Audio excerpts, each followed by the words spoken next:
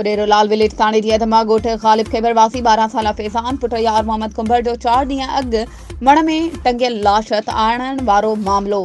जमीयत उलमा इस्लाम जे मरकज़ी अॻवाननि अब्दुल रज़ाक आबिद लाखो सलीम सिंधी साहिब ॾिनो वरिया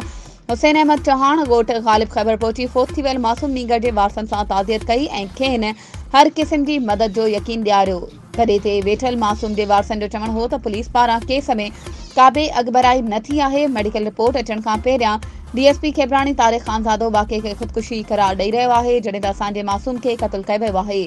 वारसनि जो वधीक चवणु हो त अगरि असां सां इंसाफ़ न कयो वियो त नेशनल हाईवे बंदि करे धरणो हणंदासीं। तॾहिं ते पहुतल जमीयत उलमा इस्लाम जे मरकज़ी अॻवाननि अब्दुल रज़ाक आबिद लाखो सलीम सिंधी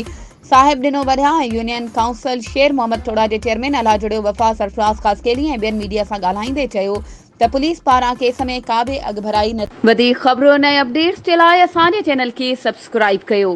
ऐं हा बेल आइकन खे प्रेस करणु न विसारिजो त जीअं असांजी हर नई अचण वारी वीडियो तव्हां ताईं पहुची